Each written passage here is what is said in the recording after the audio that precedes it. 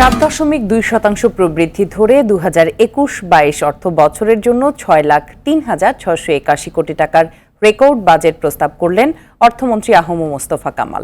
দুপুরে জাতীয় সংসদে স্বাধীন বাংলাদেশের 50তম ও বর্তমান সরকারের টানা 13তম বাজেটের আয়ের লক্ষ্য ধরা হয়েছে 3,89,000 কোটি টাকা।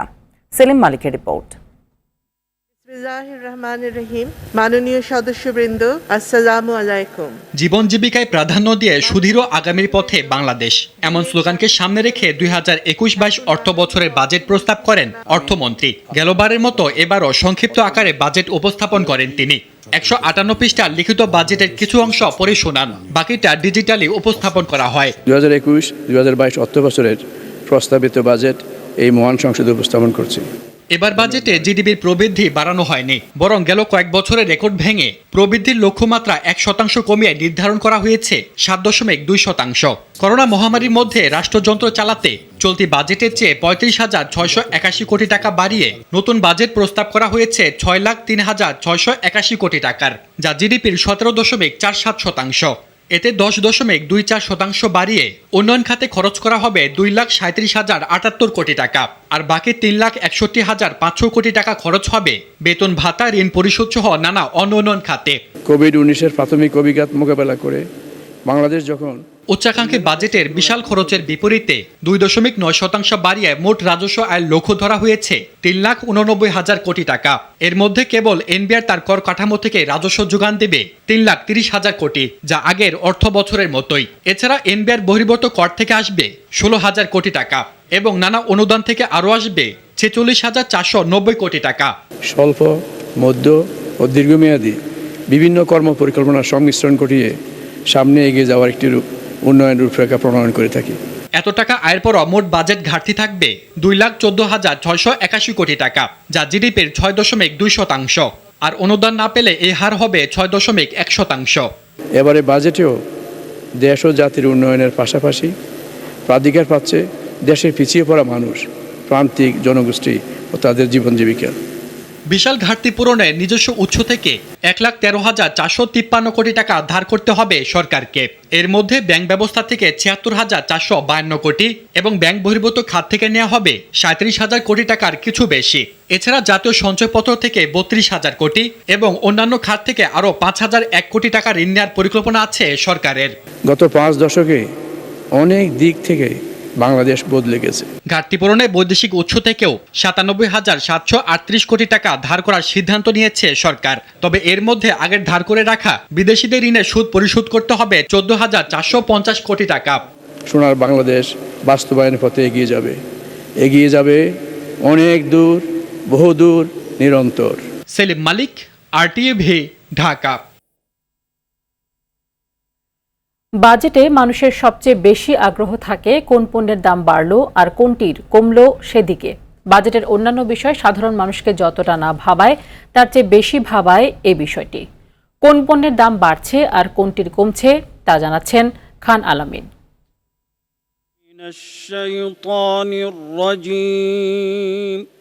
প্রস্তাবিত বাজেটে বিভিন্ন ধরনের পণ্যের শুল্ক ও কর আরোপের প্রস্তাব করায় অনেক পণ্যের দাম বাড়বে। বাজেট পাশের পর আমদানি করা বিলাসী পণ্য যেমন বডি স্প্রে ও প্রসাধনী পণ্যের দাম বাড়বে। যারা বিড়ি সিগারেট জর্দা খান তাদের খরচটা আরও এক দফা বাড়বে মদ বিয়ারের দামও। দেশীয় কৃষিপণ্য সুরক্ষায় আমদানি করা মাশরুমের দামও বাড়বে বাজেট পাশের পর। জিডিপি প্রবৃদ্ধি অর্জিত হয়েছিল, যদি সকলকে জানিয়ে দেন।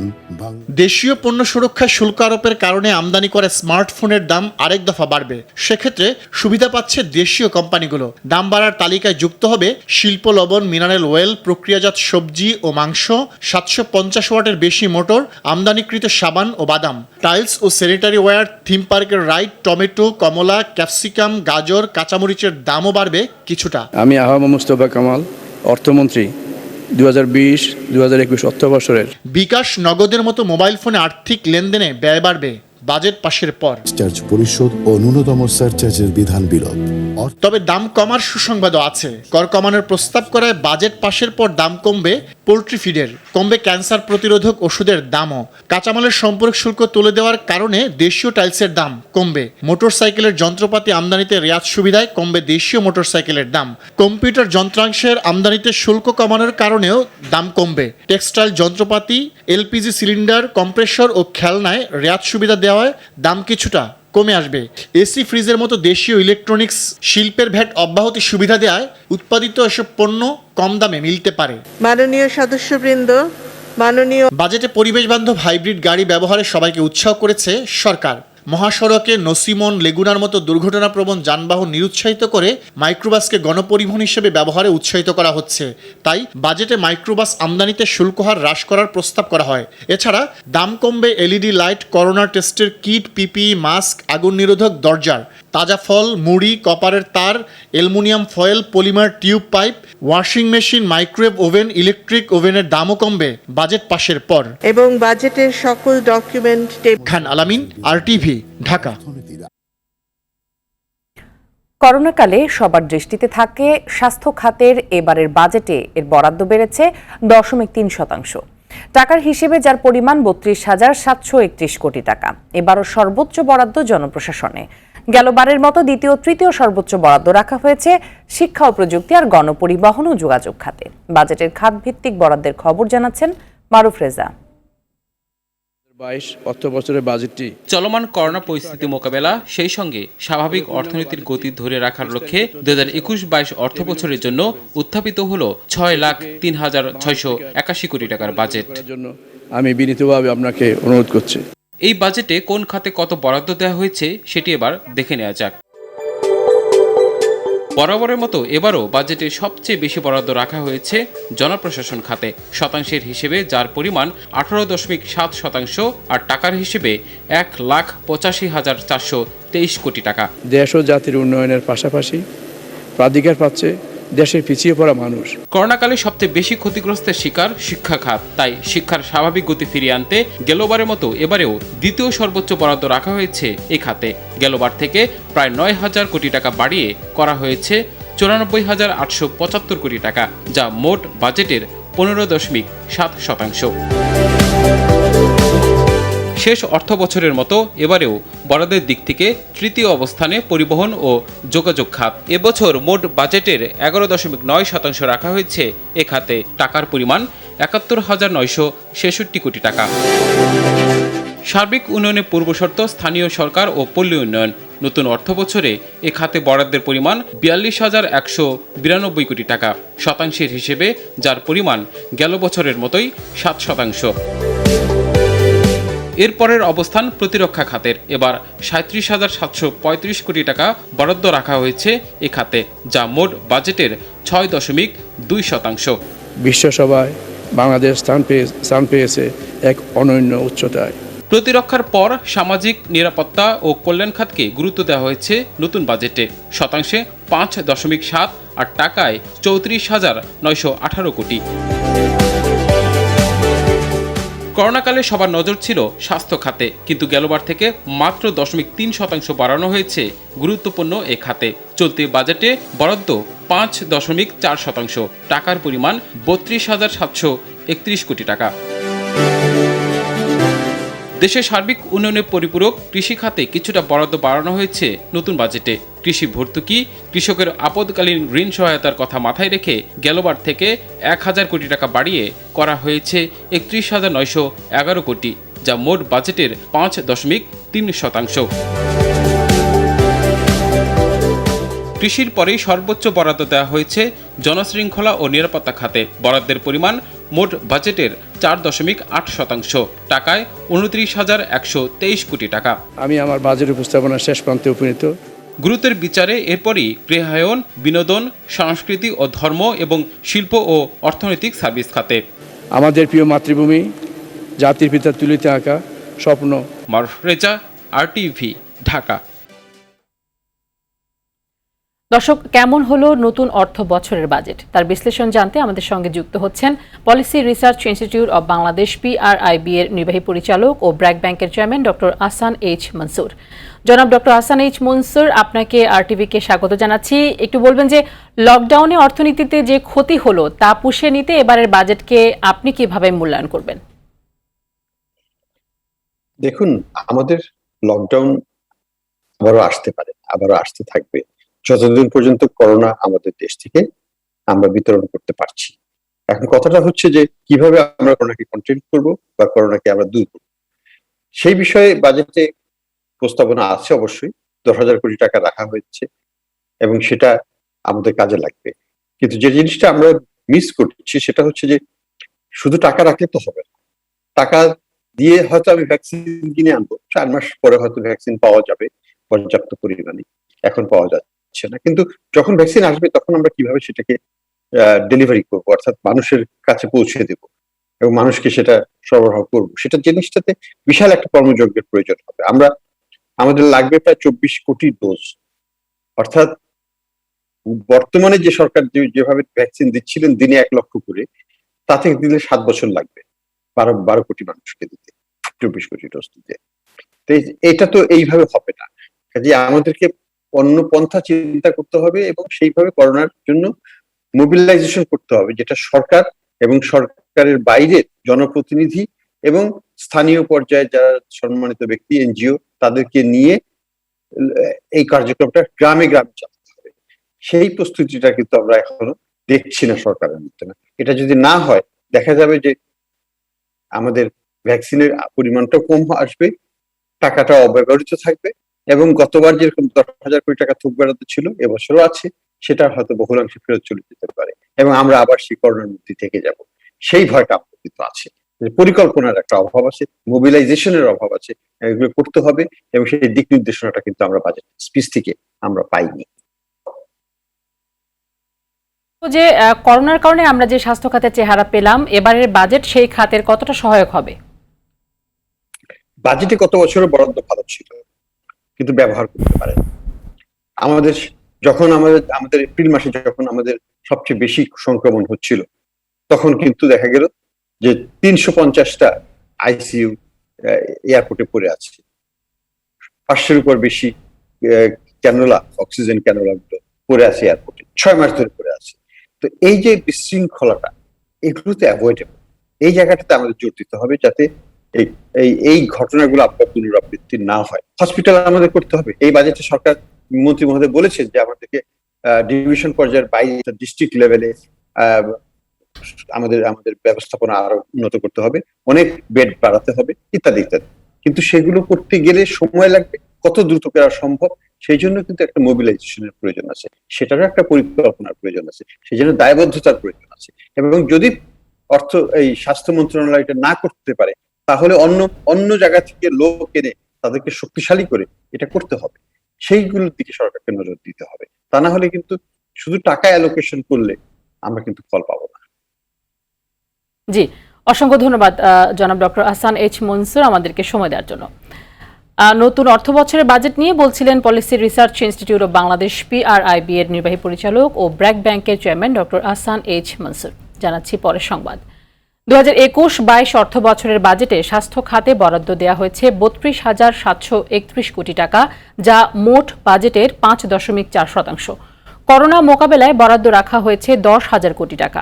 আমদানি শুল্ক প্রত্যাহার করা হয়েছে মেডিকেল সরঞ্জাম ও স্বাস্থ্য সুরক্ষা সামগ্রী ক্রয়। স্বাস্থ্য খাতের বাজেট বাস্তবায়নে পরিকল্পনা অনুযায়ী ব্যয় ও জবাবদিহিতা নিশ্চিত করার উপর জোর দেওয়ার তাগিদ দিলেন বিশেষজ্ঞরা। আরও দেখুন আপেল শাহরিয়ারের রিপোর্টে। মোট দেশজ উৎপাদনের হিসেবে বাংলাদেশের স্বাস্থ্যসেবার জন্য বরাদ্দ দক্ষিণ এশিয়ার সবচেয়ে কম, করোনাকালে যার চড়া মূল্য দিতে হচ্ছে। 2021-22 অর্থ বছরে নভেল করোনা ভাইরাস মোকাবেলা ও স্বাস্থ্যসেবার উন্নয়নে এ খাতে বিশেষ নজর দিয়েছে সরকার। বাজেটে স্বাস্থ্য খাতে বরাদ্দ দেওয়া হয়েছে 32,731 কোটি টাকা, যা গেলবারের চেয়ে 3,484 কোটি টাকা বেশি, যার মধ্যে করোনা মোকাবেলায় বরাদ্দ 10,000 কোটি টাকা। বাজেটে স্বাস্থ্যসেবা বিভাগে বরাদ্দ 25,914 কোটি টাকা, এবং 6,817 কোটি টাকা দেয়া হয়েছে স্বাস্থ্য শিক্ষা ও পরিবার কল্যাণ বিভাগে। এর মধ্যে উন্নয়ন বাজেট ধরা হয়েছে 15,558 কোটি টাকা আর 17,173 কোটি টাকা ধরা হয়েছে পরিচালন ব্যয়। স্বাস্থ্য খাতে বরাদ্দ বাড়ানো হলেও সঠিক পরিকল্পনার মাধ্যমে তা বাস্তবায়নের লক্ষ্যে জবাবদিহিতা নিশ্চিতের উপর জোর দিলেন বিশেষজ্ঞরা। স্বাস্থ্য খাতটা হচ্ছে 1 নম্বর, এটা হচ্ছে দুর্বল খাত। 2 নম্বর হচ্ছে যে এটা দুর্নীতিপরা খাত।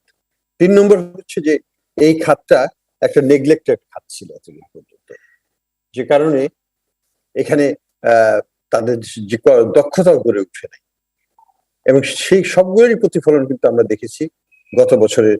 একটা বছর 13 মাস পার হয়ে যাওয়ার পরেও দেখা গেল যে হসপিটালগুলোতে সেই আইসিইউ বেডগুলো বাড়ানো হয়নি। যদি আমাদের হসপিটালের সংখ্যা ইত্যাদি বাড়াতে না পারি, তাহলে কিন্তু এই টাকাটা অপচয় হবে। চিকিৎসক, নার্স ও স্বাস্থ্যকর্মীদের বিশেষ সম্মানী বাবদ নতুন অর্থ বছরে 100 কোটি টাকা বরাদ্দ রাখা হয়েছে।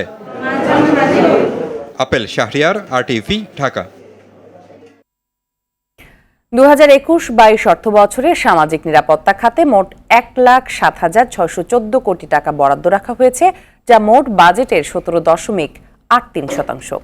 করোনার কারণে দরিদ্র জনগোষ্ঠীর জন্য 481 কোটি টাকা অতিরিক্ত বরাদ্দ, মুক্তিযোদ্ধাদের ভাতা বাড়ানো হয়েছে। এবারের বাজেটে থাকছে কালো টাকা সাদা করার সুযোগ। অর্থনীতিবিদ দেবপ্রিয় ভট্টাচার্য বললেন, এতে দুর্নীতির প্রবণতা বাড়বে। আতিকা রহমানের রিপোর্ট। করোনা মহামারীর কারণে সামাজিক নিরাপত্তা খাতকে গুরুত্ব দিয়ে আগামী 2021-22 অর্থ বছরে সামাজিক নিরাপত্তা খাতে মোট 1,07,614 কোটি টাকা বরাদ্দ রাখা হয়েছে, যা মোট বাজেটের 17.83% এবং জিডিপির 3.11%। 2020-21 অর্থ বছরে বরাদ্দ ছিল 95,574 কোটি টাকা। 2021-22 অর্থ বছরের প্রস্তাবিত বাজেট বক্তৃতায় অর্থমন্ত্রী আহমদ মুস্তফা কামাল বলেন, করোনাকে মাথায় রেখে দারিদ্র্য প্রবণ 155টি উপজেলায় দরিদ্র এবং প্রবীণ ব্যক্তিকে বয়স্ক ভাতার আওতায় আনা হবে। নতুন 8 লাখ মানুষ ভাতা পাবে। 481 কোটি টাকা অতিরিক্ত বরাদ্দ দেয়া হবে। এবার বিধবা ভাতাতে 255 কোটি টাকা অতিরিক্ত বরাদ্দ দেয়া হয়েছে। অর্থমন্ত্রী জানান, প্রধানমন্ত্রীর ঘোষণা অনুযায়ী মুক্তিযোদ্ধাদের সম্মানী ভাতা 12,000 থেকে 20,000 টাকা বৃদ্ধি করা হয়েছে। জাতীয় বাজেটে সাধারণত আমরা সুসংগতভাবে স্বল্প, মধ্য ও দীর্ঘমেয়াদী বিভিন্ন কর্ম পরিকল্পনার সংমিশ্রণ ঘটিয়ে সামনে এগিয়ে যাওয়ার একটি উন্নয়ন রূপরেখা প্রণয়ন করে থাকি। এবারও সরকার অপ্রদর্শিত অর্থ বা কালো টাকা সাদা করার সুযোগ রাখছে। অর্থনীতিবিদরা বলছেন, এ ধরনের সুযোগ রাখার অর্থ অবৈধ আয়কে বৈধতা দেয়া। এক ধরনের অর্থনৈতিক নীতিহীনতা, রাজনৈতিক আদর্শ বিবর্জিত এবং সামাজিক সাম্যের পরিপন্থী তারা সূর্যের মতো দুর্নীতি এবং কালো টাকা আমাদের জীবনের অবিভাজ্য অংশ হিসেবে এক ধরনের আপনার মানে নৈতিকতা বৈধতা দেওয়ার চেষ্টা করা হয়েছে। রাজনীতিবিদদের কাছ থেকে এটা আমরা প্রত্যাশা করি না, বিশেষ করে অর্থনীতির স্বার্থে এটা করেই না। কালো টাকা সাদা করার সুযোগ করে দেয়া অর্থনীতি ও গণতান্ত্রিক সরকারের জন্য অশুভ দিক বলেও মনে করেন অর্থনীতিবিদরা। আতিকা রহমান, RTV, ঢাকা। বাজেটে সাধারণ মানুষের অর্থনৈতিক উন্নয়নের জায়গা নেই, সরকারের মদতপুষ্টদের স্বার্থই বাজেটে স্থান পেয়েছে বলে মন্তব্য করেছেন বিএনপির মহাসচিব মির্জা ফখরুল ইসলাম আলমগীর।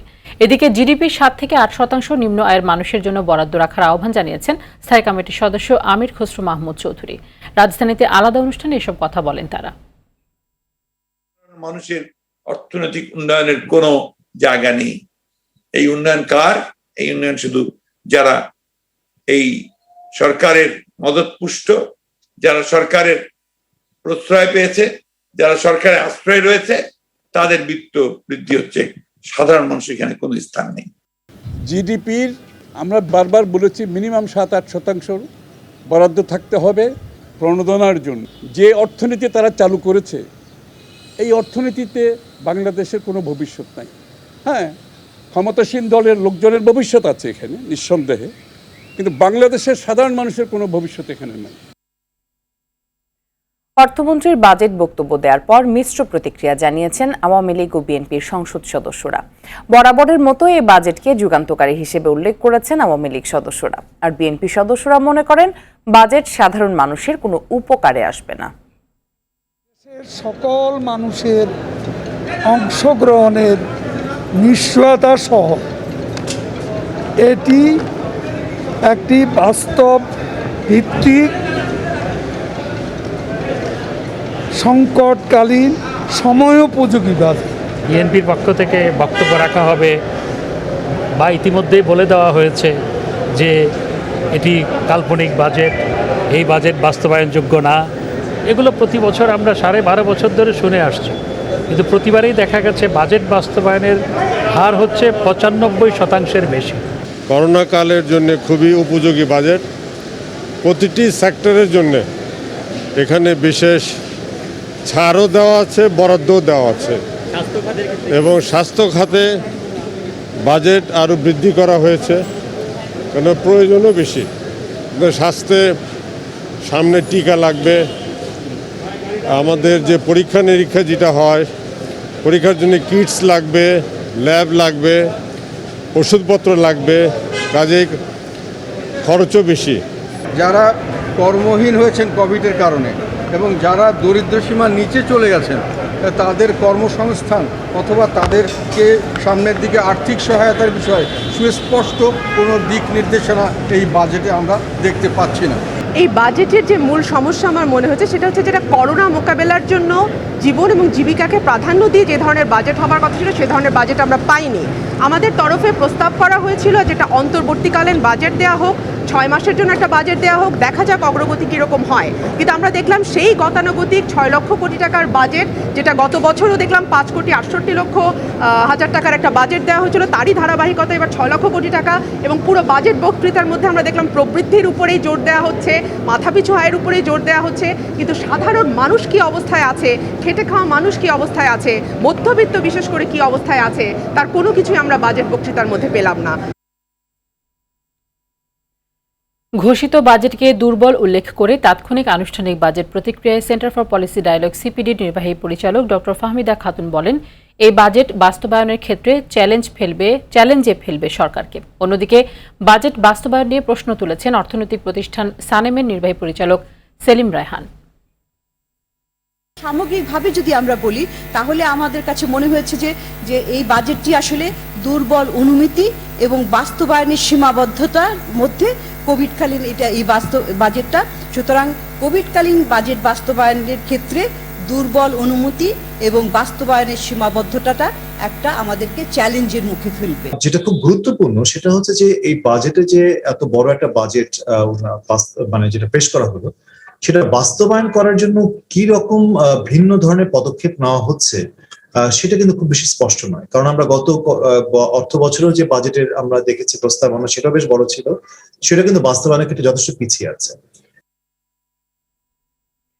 2021-22 অর্থ বছরের জাতীয় বাজেটকে স্বাগত জানিয়েছেন ব্যবসায়ীদের শীর্ষ সংগঠন এফবিসিসিআই।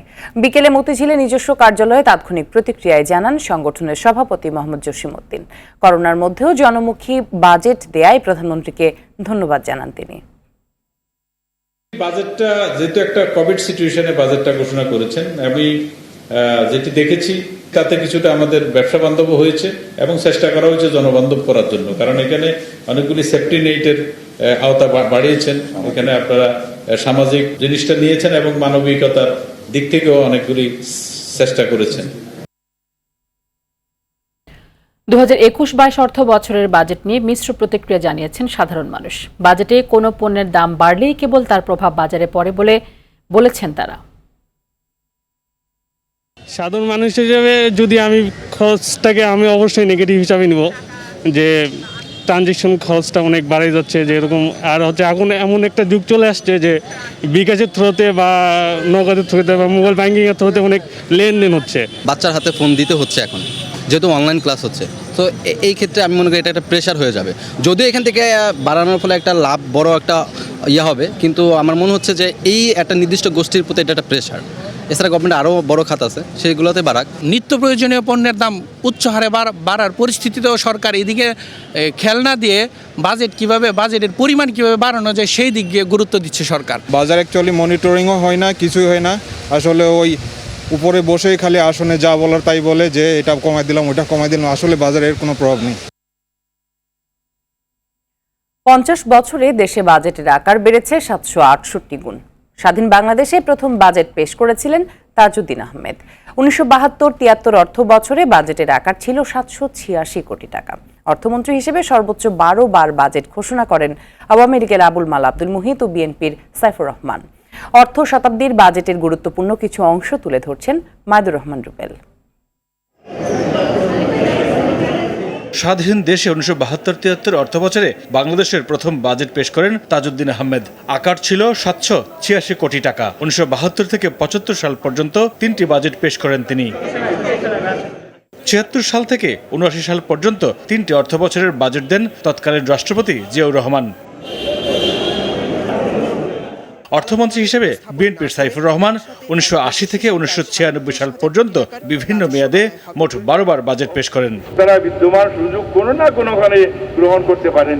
জাতীয় পার্টির সময় অর্থমন্ত্রী আবুল মাল আব্দুল মুহিত দুবার বাজেট দেন। বৈদেশিক উৎস হতে অনুদান ও ঋণ। 1996-97 অর্থ বছরে দুবার বাজেট পেশ করা হয়। তত্ত্বাবধায়ক সরকার ও আওয়ামী লীগ সরকার বাজেট ঘোষণা করে। অর্থমন্ত্রী হিসেবে শাহ এএমএস কিবরিয়া টানা 5 বার বাজেট পেশ করেন। 2007 থেকে 2009 সাল পর্যন্ত তত্ত্বাবধায়ক সরকারের আমলে 2 বার বাজেট দেন এবি মির্জা আজিজুল ইসলাম। এরপর 2009 সাল থেকে 2019 সাল পর্যন্ত টানা 10 অধিবেশনে আওয়ামী লীগ সরকারের পক্ষে বাজেট উত্থাপন করেন আবুল মাল আব্দুল মুহিত। স্বচ্ছ অংশগ্রহণমূলক প্রক্রিয়ায় টানা তৃতীয় মেয়াদে আওয়ামী লীগ ক্ষমতা গ্রহণের পর 2019-20 ও 20-21 অর্থ বছরের বাজেট পেশ করেন অর্থমন্ত্রী আ.হ.ম মোস্তফা কামাল। স্বাধীনতার 50 বছরে দেশের সবচেয়ে বড় বাজেটটি আসে তার হাত ধরেই। আকার 6,03,681 কোটি টাকা। 2021-2022 অর্থ বছরের বাজেটটি সংক্ষিপ্ত আকারে উপস্থাপন করছে। মাইদুর রহমান রুবেল, RTV, ঢাকা। এবার অন্যান্য প্রসঙ্গ। করোনার সংক্রমণ বাড়ছেই সীমান্তবর্তী অনেক জেলায়। করোনা নিয়ন্ত্রণে সাতক্ষীরায় আগামী শনিবার থেকে 1 সপ্তাহের লকডাউন ঘোষণা করা হয়েছে।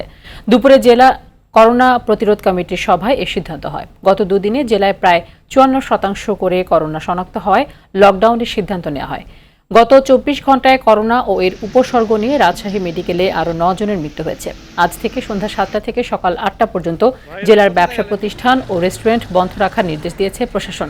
চাঁপাইনবাবগঞ্জে নতুন করে আরও 98 জনের করোনা শনাক্ত হয়েছে। জেলায় পুলিশের কড়া পাহারায়ও লকডাউনের অকারণে বাইরে বের হচ্ছেন মানুষ। নওগাঁ পৌরসভা এবং নিয়ামতপুরে চলছে 7 দিনের লকডাউন। কক্সবাজারের উখিয়ার 4টি ওয়ার্ডকে রেড জোন ঘোষণা করা হয়েছে। লকডাউন চলছে চুয়াডাঙ্গার সীমান্তবর্তী 7টি গ্রাম ও 2 এলাকায়। একদিনে কুষ্টিয়ায় 54 জন, জয়পুরহাটে 51, দিনাজপুরে 30 এবং টাঙ্গাইলে 29 জনের করোনা শনাক্ত হয়েছে। ইন্ডিয়াতে যে অবস্থা, আমরা যদি ওই পরিস্থিতিতে চলে আসি, আমাদের লকডাউন দিয়েও কাজ হবে না। সচেতনতার সহিত আমাদের মাস্ক এবং সামাজিক দূরত্ব বজায় রেখে চলা উচিত। গরম লাগছে তাই জন্য মাস্ক খুলে ফেললাম। মাস্ক তো আছে, মাস্ক খুলে রাখলাম, এখন চা খাইলাম তো। দিনাজপুরে করোনা আছে, রোহিত থেকে করোনা পালিয়ে যাচ্ছে। ব্যবসায়ীদের শীর্ষ সংগঠন এফবিসিসিআই নবনির্বাচিত সভাপতি বেঙ্গল গ্রুপের ভাইস চেয়ারম্যান বিশিষ্ট শিল্পপতি জসিম উদ্দিনকে সংবর্ধনা দিয়েছে ন্যাশনাল লাইফ ইন্স্যুরেন্স কোম্পানি। রাজধানীর গুলশানে বেঙ্গল কমার্শিয়াল ব্যাংকের প্রধান কার্যালয়ে সংবর্ধনা দেওয়া হয়। ন্যাশনাল লাইফ ইন্স্যুরেন্স কোম্পানির চেয়ারম্যান আলহাজ মোর্শেদ আলম এমপি এফবিসিসিআই এর নবনির্বাচিত সভাপতি জসিম উদ্দিনকে ফুল দিয়ে শুভেচ্ছা জানান ও ক্রেস্ট তুলে দেন। পরে ন্যাশনাল লাইফ ইন্স্যুরেন্স কোম্পানির কর্মকর্তাদের সঙ্গে বিভিন্ন বিষয়ে আলাপ করেন তিনি। এ সময় ন্যাশনাল লাইফ ইন্স্যুরেন্সের মুখ্য কর্মকর্তা মোহাম্মদ কাজিম উদ্দিন সহ কোম্পানির ঊর্ধ্বতন কর্মকর্তারা উপস্থিত ছিলেন। নোয়াখালীতে বিবস্ত্র করে নারী নির্যাতনের ঘটনায় বেগমগঞ্জ থানার এক এসআই ও এএসআই এর গাফিলতির প্রমাণ মিলেছে। হাইকোর্টে রাষ্ট্রপক্ষের জমা দেওয়া প্রতিবেদনে এই প্রমাণ পাওয়া গেছে। বিচারপতি মোহাম্মদ মুজিবুর রহমান মিয়া ও বিচারপতি কামরুল হোসেন মোল্লার ডিভিশন বেঞ্চে এই প্রতিবেদনের ওপর শুনানি শুরু হয়েছে। পরবর্তী শুনানির জন্য আগামী বৃহস্পতিবার দিন ঠিক করেছেন আদালত। শুনানিতে হাইকোর্ট বলেন, শাস্তি না হওয়ায় নারী নির্যাতন ও ভিডিও ছড়িয়ে দেওয়ার ঘটনা উদ্বেগজনক হারে বাড়ছে।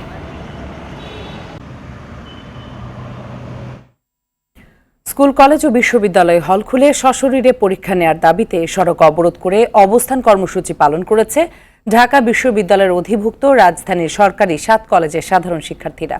আজ বেলা 11টায় রাজধানী নীলক্ষেত মোড়ের পুলিশ বক্সের সামনে জড়ো হয়ে তারা আন্দোলন করেন। এ সময় শিক্ষার্থীদের অবস্থানের কারণে বিভিন্ন সড়কে তীব্র যানজটের সৃষ্টি হয়। আন্দোলনরত শিক্ষার্থীরা দাবি করেন, করোনার কারণে অনেকে টিউশন হারিয়ে অনিশ্চিত জীবনযাপন করছেন।